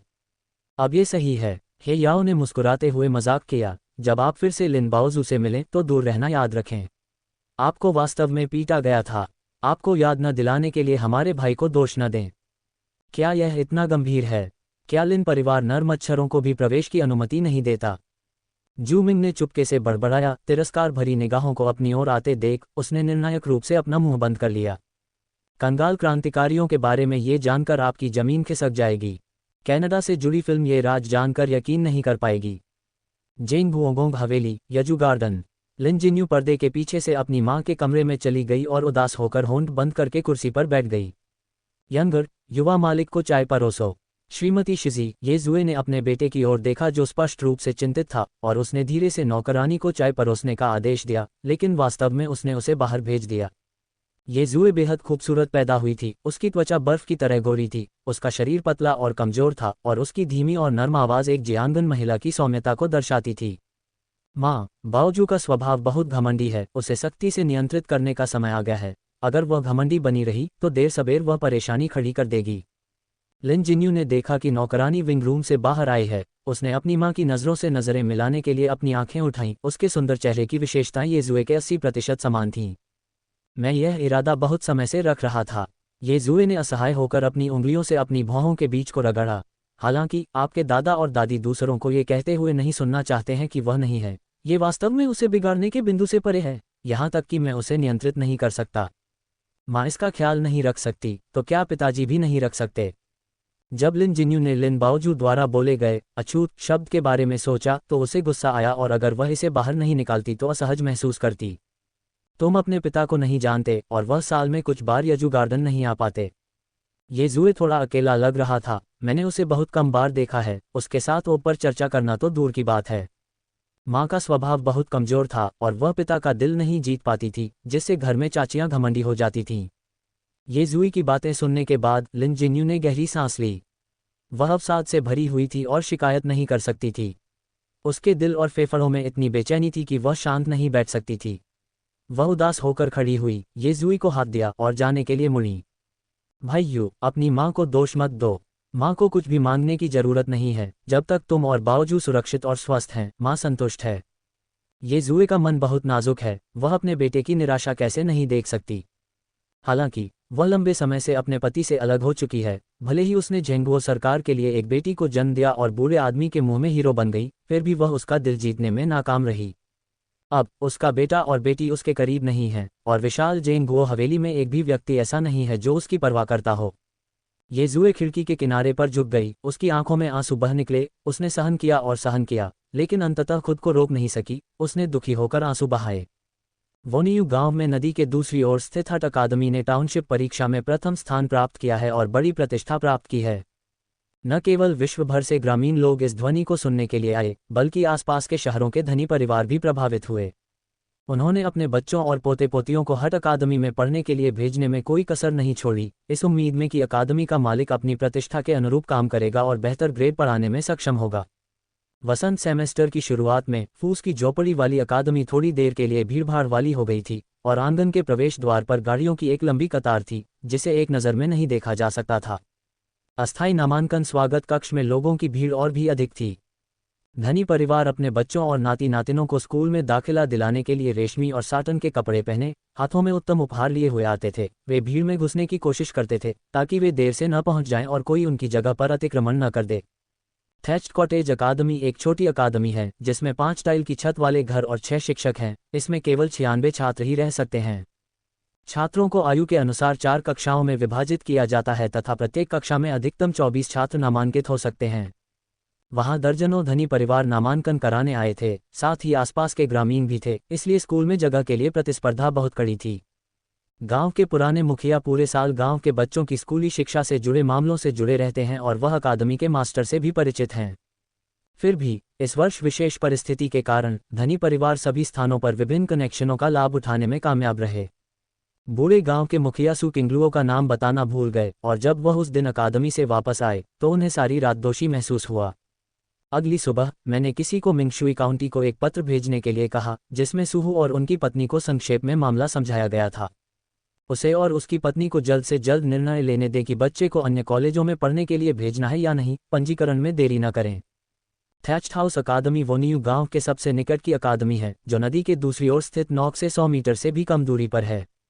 वोनियू गांव के बच्चे अपने घर से नाव द्वारा घाट तक जाते हैं, नाव से उतरते हैं और अकादमी तक पैदल जाते हैं, और यह सब धूप बत्ती से भी कम समय में होता है। यदि आप पास में अध्ययन नहीं कर सकते तो आप आने जाने में समय बर्बाद करेंगे। सर्दियों में बर्फीली सड़कें फिसलन भरी होती हैं और सड़कों पर चलना मुश्किल होता है। सुबह और रात में आसमान में अंधेरा रहता है, वयस्कों को भी चैन नहीं मिलता। जब सूहू और उनकी पत्नी को गांव के पुराने मुखिया का पत्र मिला तो वे बहुत चिंतित हुए कि अब वे काउंटी में नहीं रह पाएंगे, इसलिए वे उसी दिन वापस चले आए। जब दंपति चिंतित होकर दरवाजे में दाखिल हुए तो देखा कि सू किंगलुओ और वांग मिंग 3 बड़े कुत्तों के साथ जंगल में मस्ती कर रहे थे। वे इतने मग्न थे कि अंधेरा होने के बाद वे घर नहीं गए। वे दोनों बहुत चिंतित थे और सर्दियों की ठंडी रात में कड़कड़ाती ठंडी हवा का सामना करते हुए खोज करने के लिए पहाड़ों में चले गए। सौभाग्य से पहाड़ की तलहटी में मुझे 3 बड़े कुत्ते बर्फ में मस्ती करते हुए मिले और एक खुशमिजाज व्यक्ति मेरी ओर दौड़ता हुआ आया। मैंने राहत की सांस ली और अपने गले में लटके दिल को वापस अपने पेट में डाल लिया। रात के खाने के बाद तेज आग के साथ गर्म और सुखद घर में वापस आकर सू किंगलुओ ली जियुए की बाहों में ऐसे लिपट गई जैसे कोई पक्षी अपने घोंसले में लौट रहा हो, और लगातार चहचहा रही थी। उसने गांव में घटित होने वाली सभी रोचक बातें बताईं जब उसके माता पिता घर पर नहीं होते थे। दिन के अंत में अपने फुर्तीले छोटे सिर की ओर देखते हुए उसने हैरानी से पूछा, माँ, आप और पिताजी वापस क्यों आए? क्या आपने नहीं कहा था कि आप मिंगशुई कॉलेज के वसंत सत्र तक भाई के साथ रहना चाहते हैं और फिर भाई के लिए नामांकन कराने के बाद वापस आना चाहते हैं? तुम्हारा भाई जल्दी में नहीं है, वह प्रांतीय परीक्षा में अव्वल आया है और सभी कॉलेज उसके लिए होड़ कर रहे हैं। ली शियुए की भौहें और आंखें अनसुलझे चिंता से भरी थीं। कुंजी, आप हैं? पुराने गांव के मुखिया ने एक पत्र भेजा था जिसमें कहा गया था कि कॉटेज अकादमी में वसंत सेमेस्टर के लिए कोई जगह नहीं है। माँ चिंतित थी, इसलिए मैं आपके पिता के साथ जल्दी से वापस आया और आपसे इसका मतलब पूछा। ओह, मेरा भाई प्रसिद्ध है और मेरी बहन कष्ट झेल रही है। सू किंगलुओ को किंगफिशर के बारे में तब से ही सब कुछ पता था। जब वह बच्ची थी वह एक छोटे वयस्क की तरह अपना सिर हिलाती थी, शरारती ढंग से और मजाकिया अंदाज में मुस्कुराती थी। मुझे डर है कि मेरे भाई ने कभी नहीं सोचा होगा कि प्रांतीय परीक्षा में उसका प्रथम स्थान अकादमी में इतने बड़े अवसर लाएगा। उसकी छोटी बहन की तो बात ही छोड़िए, इसलिए वह स्कूल नहीं गई। तुम अभी भी मजाक करने के मूड में हो, माँ चिंता से मर रही है। ली जियुए ने मुस्कुराकर उसकी ओर एक नज़र डाली। माँ, चिंता मत करो। सू किंगलुओ ने अपनी आंखें घुमाईं और उसके दिमाग में एक रोशनी कौंधी। जब जुवान एर वापस आएगी तो यह मामला पूरी तरह से हल हो जाएगा। जुवान एर के वापस आने का इंतजार क्यों किया? ली जियुए हैरान था। माँ, जरा सोचो, वे धनी परिवार स्कूल में प्रवेश पाने के लिए किस पर निर्भर रहते हैं? सू किंगलुओ ने अर्थपूर्ण ढंग से मुस्कुराते हुए कहा, ये शक्ति और धन से अधिक कुछ नहीं है। आज की दुनिया में शक्ति के मामले में कोई भी शाही परिवार की तुलना नहीं कर सकता है। जुवान एर राजकुमार है। उसका नाम उधार लेना और स्कूल में जगह पाना आसान नहीं है। ये सही है, माँ ने इसके बारे में नहीं सोचा। ली शियुए की भौहें तन गईं और वह जानबूझकर मुस्कुराई। जैसे ही जुवान एर वापस आए, माँ ने फैंग फैंग जियू को इसके बारे में बताया और उन दोनों ने माँ को चेहरे पर चचेरी बहन कहा, इसलिए उसके लिए कुछ करना गलत नहीं होना चाहिए। क्लैक। सू किंगलुओ खुशी से हंस पड़ी जब उसने सुना कि उसकी माँ ने जो कहा वह दिलचस्प था। शाही मालिक के चचेरे भाई, शक्तिशाली बहन यू, इस बार जब माँ वापस आएंगी तो एक और बात होगी। दंपति बातचीत करके खुश थे और ली शियुए ने अपनी जेब से एक नोट निकाला और अपनी सबसे छोटी बेटी को दे दिया। ये बहन कियाओ द्वारा कॉपी की गई शाही पुरस्कारों की सूची है। आपके पिता और मैंने मिलकर इसकी गणना की है। आपने छोटे राजकुमार को बचाया और पुरस्कार आपके हैं। सब कुछ काउंटी हाउस में प्लेन ट्री के नीचे छिपा हुआ है। जब आप बड़े हो जाएंगे तो आपके लिए दहेज के रूप में 1000 टेल सोना, एक जोड़ी जेड रुइस, एक जोड़ी जैस्पर कंगन, एक जोड़ी जेड पिक्स्यू टूमलाइन की एक माला, प्राच्य मोतियों की एक माला। सू किंगलुओ ने पुरस्कारों की सूची पर नजर डाली, गर्मजोशी महसूस की और नोट को ली जियुए की हथेली में वापस रख दिया, अपने गालों को फुलाते हुए, चंचल मुस्कान के साथ और एक बच्चे की तरह व्यवहार करते हुए। माँ, मुझे इन चीज़ों की ज़रूरत नहीं है, इसलिए मुझे इन्हें अपने पास रखना चाहिए। किंगलुओ जानता है कि मेरे माता पिता मुझसे प्यार करते हैं, लेकिन मेरी माँ बहुत अधीर है। किंगलुओ केवल 8 साल की है और वह अभी भी एक बच्ची है जो बड़ी नहीं हुई है। मुझसे शादी करने के बारे में सोच रही है। माँ तुम्हें सहन नहीं कर सकती। ली शियुए ने अपनी छोटी बेटी को अपनी बाहों में भर लिया, उसे जाने देने में हिचकिचाहट महसूस करते हुए कहा, तुम अभी छोटी हो और दहेज के महत्व को नहीं समझती। इससे कोई फर्क नहीं पड़ता। माँ इसे तुम्हारे लिए बचा कर रखेगी। जब तुम बड़ी हो जाओगी तो हम इसके बारे में बात करेंगे। माँ, हमारा परिवार अमीर है, चलो कुछ और भरोसेमंद महिलाएं और नौकरानियां खरीद लें। सू किंगलुओ की आंखें भावनाओं से चमक उठीं और उन्होंने ली शियुए के दिल को प्यार से सहलाया। माँ को बांस की बांसुरी बनानी पड़ती है और खाना बनाना पड़ता है, ये बहुत कठिन है, और काउंटी में नए घर में घर की देखभाल के लिए कुछ और भरोसेमंद लोगों की भी ज़रूरत है। नौकरानियों की कोई ज़रूरत नहीं है। दो दो और भाई मिंग दिखने में बड़े हो गए हैं। परिवार में नौकरानियां हैं जो बहुत गपशप करती हैं। कुछ पत्नियां जोड़ने से दरबान को मदद मिलेगी। ली शियुए का दिमाग नाजुक है और वह अपनी छोटी बेटी से कहीं आगे तक सोचती है। सू किंगलुओ ने पूरे दिल से सहमति जताई, माँ अधिक विचारशील हैं। सफलता, यह मामला सुलझ गया। ली शियाओ ने तुरंत मुस्कुराते हुए निर्णय लिया। वसंत ऋतु में स्कूल शुरू होने में अभी कुछ समय था और सू किंगलुओ के अनुनय के तहत सूहू और उनकी पत्नी अपने बच्चों के साथ फिर से मिंगशुई काउंटी लौट आए। जैसे ही दोनों आगे बढ़े, सू किंगलुओ और वांग मिंग ने 3 बड़े कुत्तों के साथ मस्ती करना शुरू कर दिया। बर्फ से ढकी पर्वतीय घाटी में खेलना, समय समय पर रहस्यमयी घाटी में जाना, कुछ ताजी जड़ी बूटियां चुनना, उन्हें वापस लाना और उन्हें उबालकर काढ़ा बनाना, उन्हें शहद के साथ मिलाना और गोलियां बनाना। उल्लेखनीय है कि जब तीनों बड़े कुत्तों ने पहली बार तीनों चित्तीदार बाघों को देखा तो वे डर से नहीं कांपे। तीनों बाघों ने भी उन्हें अस्वीकार नहीं किया, बल्कि अपने अगले पंजे उठाकर तीनों कुत्तों के सिर थपथपाए और उनकी चापलूसी स्वीकार कर ली। वांग मिंग बहुत अजीब लग रहा था। सू किंगलुओ ने मुस्कुराते हुए बताया कि तीनों बड़े कुत्तों पर उसकी गंध थी, जो वही गंध थी जिससे तीनों बाघ परिचित थे, इसलिए तीनों बाघों ने 3 छोटे भाइयों के अस्तित्व को बहुत आसानी से स्वीकार कर लिया। सू किंगलुओ और वांग मिंग एक बाघ पर सवार हुए और अपने साथ 3 बड़े कुत्ते लाए, और छोटे किंगफिशर के मार्गदर्शन में उन्होंने रहस्यमय घाटी में आसानी से प्रवेश किया। घाटी की रखवाली कर रहे विशालकाय सांप ने इसे हल्के में लिया। वह देखने के लिए गुफा से बाहर निकला। परिचित आकृति को देखकर वह पीछे हट गया और सोता रहा। तीनों बड़े कुत्ते विशालकाय सांप की उपस्थिति के प्रति संवेदनशील थे और उनके शरीर के सभी बाल डर के मारे खड़े हो गए थे। सौभाग्यवश वहां 3 बाघ थे और वे मालिक के पीछे अव्यवस्थित ढंग से चल रहे थे, इसलिए वे डरकर जमीन पर नहीं गिरे। सू किंगलुओ को ये रहस्यमयी घाटी बहुत पसंद थी और उसने घाटी में नदी के किनारे कई बांस की झोपड़ियां बनवाईं और कुछ जरूरी दैनिक जरूरत की चीजें रखीं। कभी कभी वह अपनी मर्जी से यहाँ रुक जाता था। स्वाभाविक रूप से वांग मिंग अपने छोटे मालिक के उदाहरण का ही अनुसरण कर रहा है। सू किंगलुओ रहस्यमयी घाटी में ही रुक गया और वह भी पीछे रह गया तथा 3 बड़े कुत्तों के साथ घाटी में खोजबीन करने लगा। समय समय पर अपनी प्राकृतिक शक्ति पर भरोसा करते हुए वह तानीगुची की गुफा में जाता और विशालकाय सांप को छेड़ता।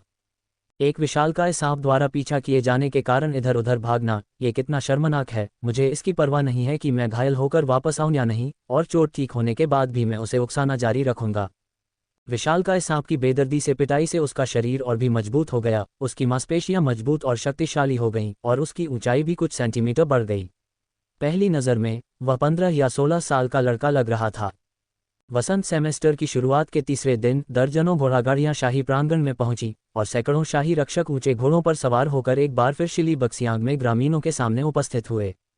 तेज हवा और बारिश के बीच राजधानी से वापस आते हुए उसने छोटे राजकुमार को नाव से उतारा।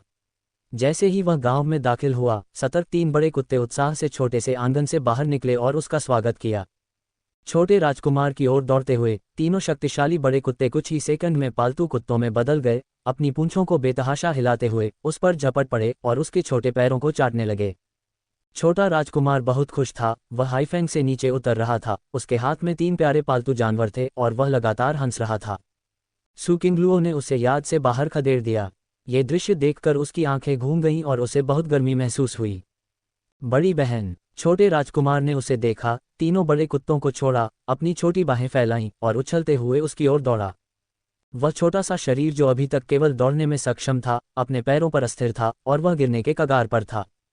सावधान, सू किंगलुओ आगे बढ़ी और आगे पड़े कोमल और प्यारे शरीर को बड़ी मुश्किल से पकड़ पाए। बहन, जुबान एर को मेरी बहन की याद आती है। छोटा राजकुमार अपने खोए हुए आलिंगन में लौट आया और अपनी बेटी की खुशबू को धीरे धीरे सूंघने लगा, जो कि विशेष रूप से उस युवती की थी, बिल्कुल एक नवजात पिल्ले की तरह, लगाव के साथ उसकी गर्दन से रगड़ खा रहा था। जुबान एर अच्छा है। सू किंगलुओ ने छोटे मेंगबाओ को अपनी बाहों में पकड़ लिया और कुछ ही सेकंड में वह खुश हो गया। उसके माथे के बीच में एक चोट का निशान देखकर वह चौंक गया और तुरंत क्रोधित हो गया और दोनों शाही स्वामियों को निर्दयी आंखों से देखा। जुबान एर को फिर से जहर क्यों दिया गया? गाइफेंग को दोषी और बेचैनी महसूस हुई। महामहिम की किसी ने हत्या कर दी थी और इससे महामहिम को बहुत दुख पहुंचा। सौभाग्य से लड़की ने एक रामबाण औषधि उपहार में दी थी, इसलिए उनके जीवन को नुकसान पहुंचाए बिना समय पर उनका इलाज किया जा सका। जीयू ने पास से गुजर रहे एक ग्रामीण को अपनी तीखी नज़र से देखा, जल्दी से आगे बढ़ा, सू किंगलुओ के कान के पास झुका और धीरे से फुसफुसाया। महाराज को आदेश है, महामहिम कमज़ोर हो गए हैं और खड़े खड़े नहीं रह सकते। अब से वे देहात में ही स्वास्थ्य लाभ करेंगे और उन्हें वापस जाने की कोई ज़रूरत नहीं है। वापस न जाना ही बेहतर है। सू किंगलुओ अभी भी गुस्से में थी। उसने छोटे राजकुमार को उठाया, पलटी और दुखी होकर शिकायत करते हुए घर चली गई। उस आदमखोर महल में कितने जहरीले सांप छिपे हुए हैं। वे इतने क्रूर हैं कि बच्चों को भी नहीं बख्शा जाएगा। ये सच है महाराज, अपने आप पर नफरत लाना ठीक है, लेकिन आपको जुबान एयर को इसमें शामिल करना होगा। खांसी खांसी। हवा और बारिश की आवाज़ सुनकर दिल की धड़कन रुक गई और खांसी जारी रही। सू किंगलुओ को छोटे राजकुमार पर दया आ गई और वह कुलीन स्वामी से नाराज हो गया। हालांकि वह ये नहीं जानती थी कि राजधानी शहर में विभिन्न ताकतों, क्योंकि इस बार महान सम्राट की हत्या कर दी गई थी, महारानी गुस्से में थी और रक्तपात का एक नया दौर सहन किया। सबसे बड़ी राजकुमारी को महारानी ने पूरी तरह से अस्वीकार कर दिया और उसने 3 फुट के सफ़ेद रेशम से खुद को फांसी लगा ली। दूसरी रानी ने गुप्त रूप से कई वर्षों तक डाक गार्डों को प्रशिक्षित किया, लेकिन वे सभी महारानी के किलिंग गार्डों द्वारा मारे गए। तीनों राजकुमारियों ने मानव बनने के लिए अपनी पूंछें छिपा लीं। राजकुमारों के महल के द्वार बंद हो गए, दरबार उजाड़ हो गया और यह अधिक से अधिक उदास होता जा रहा था। जिस दिन छोटा राजकुमार वोनियू गांव लौटा, उसी दिन सूहू और उसकी पत्नी भी मिंगशुई काउंटी से वापस आए तथा लियू नाम की एक महिला को साथ लाए। ली शियुए ने अपनी छोटी बेटी की सलाह सुनी और बूढ़ी महिला, जो एक चतुर नौकर थी, से 2 और पत्नियां खरीदीं। उन्होंने काउंटी के सूझाई में अपनी सास और एक नौकर को छोड़ दिया ताकि स्कूल जाने वाले बच्चों की देखभाल की जा सके। एक अन्य व्यक्ति को ग्रामीण इलाकों में कुछ घरेलू कामों में मदद करने के लिए वापस लाया गया था। जब दोनों दंपति घर लौटे तो अंधेरा हो चुका था और रसोईघर धुएं से भरा हुआ था। वांग मिंग और सू किंगलुओ युवा थे, छोटे वयस्कों की तरह रसोई में व्यस्त थे, मांस पकाते थे, सब्जियां भूनते थे, खाना बनाते थे, बर्तन और चूल्हे के चारों ओर घूमते थे। नई श्रीमती लियू के चेहरे पर बहुत ही मुस्कान थी। घर में प्रवेश करने के बाद उसके पास आराम करने का समय नहीं था, इसलिए वह रसोई में चली गई, दोनों बच्चों को मुस्कुराते हुए बाहर निकाल दिया और अपने काम में व्यस्त हो गई। जब सूहू और ली शियुए ने अपनी छोटी बेटी को खाना बनाते देखा तो उनका दिल इतना व्यथित हो गया कि वे उसे जल्दी से घर के अंदर खींच लाए और पूछते रहे कि वे कैसे हैं। बहन, मुझे गले लगाओ। 3 बड़े कुत्तों के साथ छोटा राजकुमार कांग पर खेल रहा था। जब उसने सू किंगलुओ को कमरे में प्रवेश करते देखा तो वह तुरंत उससे चिपक गया। नए साल के लिए महल में लौटने के 1 महीने से भी कम समय में छोटे लड़के ने जीवन और मृत्यु की एक और आपदा का अनुभव किया है।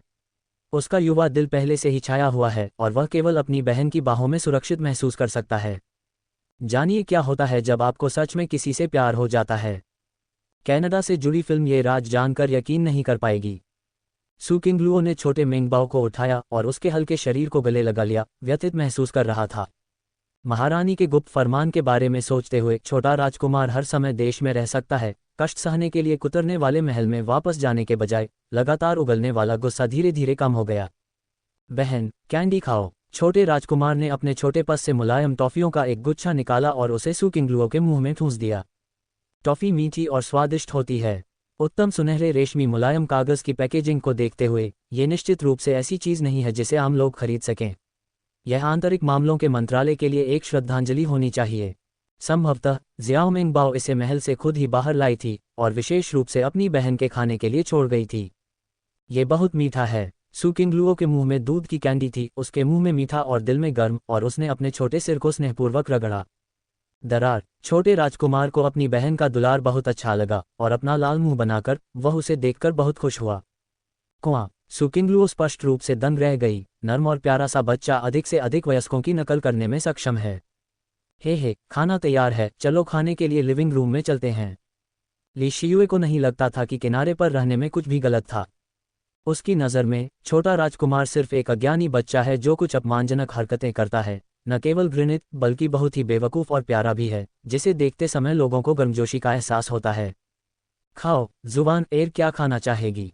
सू किंगलुओ ने अपने विचार वापस ले लिए, छोटे राजकुमार को बेसिन स्टैंड पर ले गई और उसे साफ पानी से धोया। कबूतर का सूप। छोटे राजकुमार को कबूतर का सूप बहुत पसंद आया। उसे याद आया कि उसकी बहन को यह सूप बहुत पसंद था, इसलिए जब भी वह उससे पूछता तो वह हमेशा कबूतर का सूप ही कहता। आज देर हो चुकी है और कबूतरों का सूप बनाने के लिए भी बहुत देर हो चुकी है। कल मैं तुम्हारे पिता को सुबह सुबह शहर जाने दूंगी, कुछ कबूतर खरीदूंगी और जुबान एर के लिए सूप बनाऊंगी। ली शियुए को वास्तविक स्थिति का पता नहीं था और उसने गलती से सोचा कि छोटा राजकुमार वास्तव में पीना चाहता है, इसलिए उसने जल्दी से जवाब दिया, माँ, क्या पिताजी कल शहर जा रहे हैं? मैं भी जाना चाहता हूँ। सू किंगलुओ की आंखें चमक उठीं। मैं स्कूल में उपयोग के लिए कुछ पेन, स्याही, कागज और स्याही के पत्थर खरीदना चाहता हूँ जो मुझे पसंद हैं। हाँ, जब पेन खरीदने की बात आई तो मैं लगभग महत्वपूर्ण बात भूल ही गया। मैंने दाजुआंग और अन्य लोगों को आपकी स्कूली शिक्षा के बारे में नहीं बताया है। नहीं, मुझे उन्हें जल्दी से बताना होगा। ली जियुए को अचानक काम याद आ गया। उसने पर्दा उठाया और पश्चिमी कमरे की ओर चल दिया जहां दो छिपे हुए गार्ड रहते थे। बहन, जुबान एर भी स्कूल जा रही है। छोटे राजकुमार ने माँ और बेटी के बीच की बातचीत को समझ लिया। उसने संवेदनशीलता से अपना सिर उठाया और उत्सुकता से सू किंगलुओ को देखा। ओह, जुबान एर, तुम अकादमी जाने के लिए बहुत छोटी हो। सू किंगलुओ ने गुस्से से आह भरी। वह इस छोटे से चिपचिपे व्यक्ति के बारे में कैसे भूल सकती थी। अब सब ठीक है, अब समय आ गया है कि फिर से कठिन अनुनय विनय का दौर शुरू किया जाए। नहीं, मैं अपनी बहन के साथ स्कूल जा रहा हूँ। सचमुच, जब छोटे राजकुमार ने सुना कि उसकी बहन उसे अपने साथ नहीं ले जाना चाहती, तो उसकी आंखों में शिकायत के आंसू आ गए और वह मुस्कुराने लगा तथा फिर से रोना चाहता था। जुबान एर, अच्छा बनो, रो मत। सू किंगलुओ के पास एक सिर और दो बड़े सिर थे जो उसके कोमल और प्यारे छोटे शरीर को गले लगा रहे थे, उदास महसूस कर रहे थे और खून की उल्टी करना चाहते थे। मेरी बहन ने जो कहा उसे सुनो, स्कूल जाना बहुत कठिन है और तुम्हें भोर से पहले उठना होगा। अकादमी में मास्टर बहुत शक्तिशाली हैं। यदि आप अपना होमवर्क ठीक से नहीं करेंगे तो आप बोर्ड से टकराएंगे और आपके हाथ दुखेंगे। मुझे रात में अपना होमवर्क करना पड़ता है और अगर मैं इसे पूरा नहीं कर पाता तो मुझे नींद नहीं आती। सू किंगलुओ ने लगभग अपने होंठ घिस लिए और अनगिनत वादे किए और अंत में छोटे राजकुमार को अपने मन को शांत करने के लिए मना लिया और अब अकादमी जाने पर जिद नहीं की।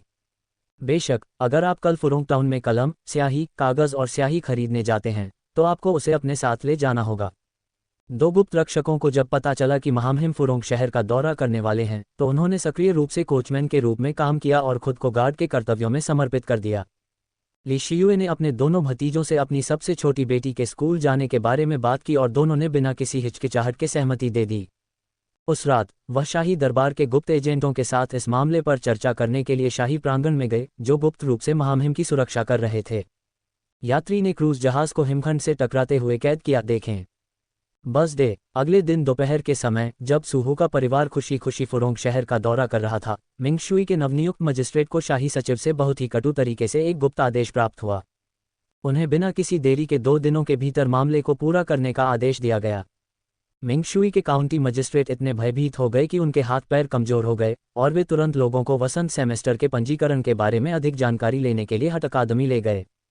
छप्पर वाली झोपड़ी वाली अकादमी के डीन ने जब देखा कि काउंटी मजिस्ट्रेट ने व्यक्तिगत रूप से इस मामले में हस्तक्षेप किया है तो उनके चेहरे पर आश्चर्य का भाव आ गया।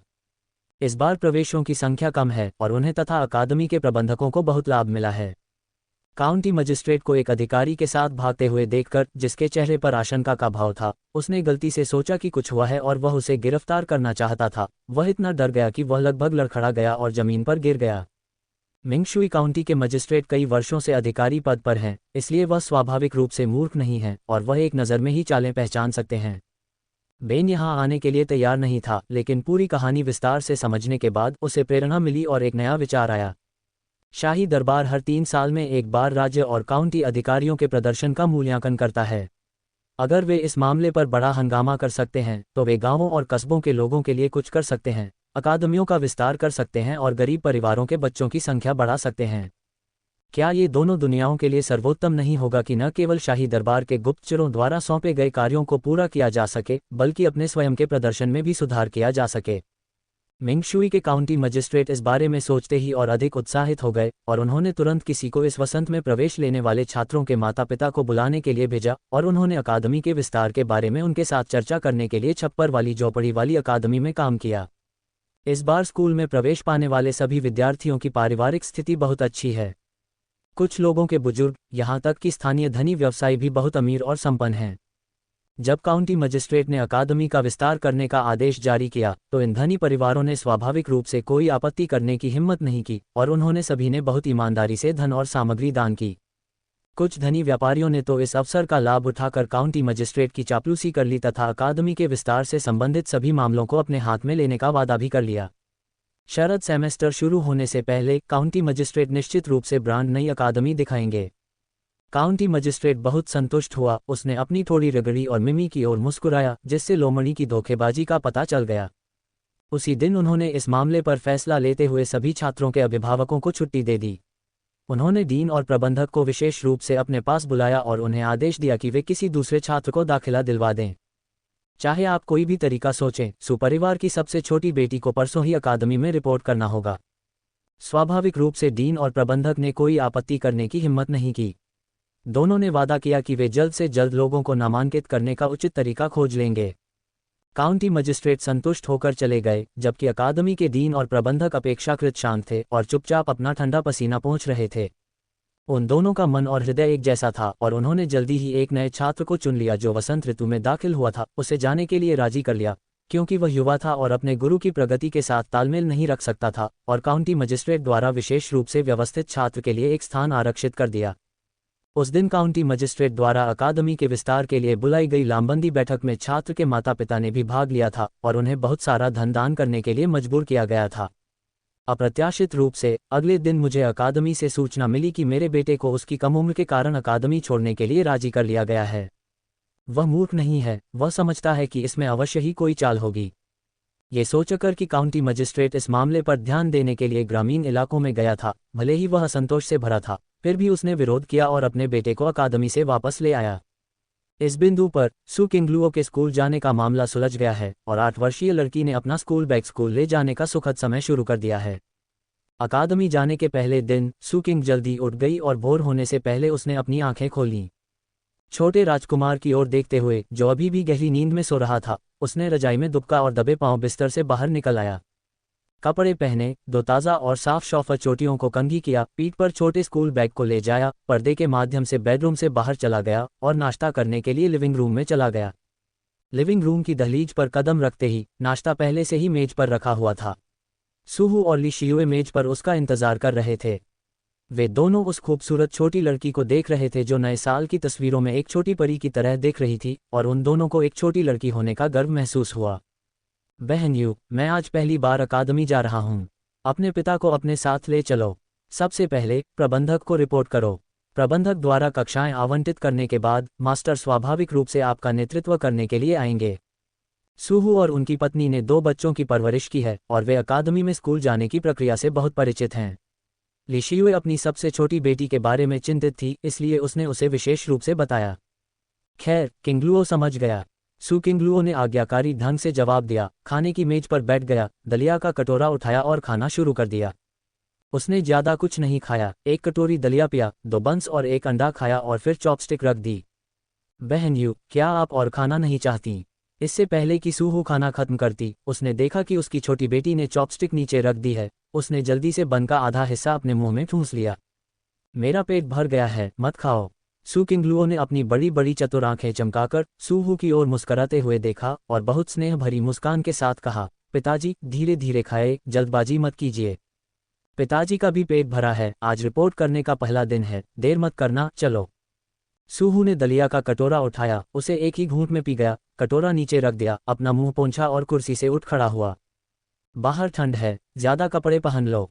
ली शियुए भी उठ खड़ा हुआ, कुर्सी के पीछे से एक मोटी सूती वास्कट उठाए, उसे सूहू को सौंप दिया और फिर लबादा सबसे छोटी बेटी को सौंप दिया और उसे गंभीरतापूर्वक निर्देश दिए। बहन यू, अपनी टोपी पहन लो और अपना लबादा लपेट लो। अच्छा माँ, चिंता मत करो, मैं अपना ख्याल खुद रखूंगा। सू किंगलुओ ने आज्ञाकारी ढंग से मुस्कुराते हुए लबादा लिया, उसे अपने शरीर पर डाला, पीछे से टोपी खींची, उसे अपने सिर पर रखा और लबादे की बेल्ट को सामने की ओर बांधा। साफ सफाई करने के बाद सूहू ने भी सूती वास्कट पहन लिया और पिता और बेटी एक के बाद एक लिविंग रूम से बाहर चले गए। पिताजी, चलो घोड़े पर सवार होकर नॉक तक चलते हैं। हेफेंग और होंगजाओ रास्ता जानते हैं और वे खुद ही वापस आ सकते हैं। सू किंगलुओ घुड़सवारी में बहुत अच्छी थी। वह बचपन से ही घोड़े की सवारी करती रही थी और वह घोड़े पर सवार होकर स्कूल जाना चाहती थी।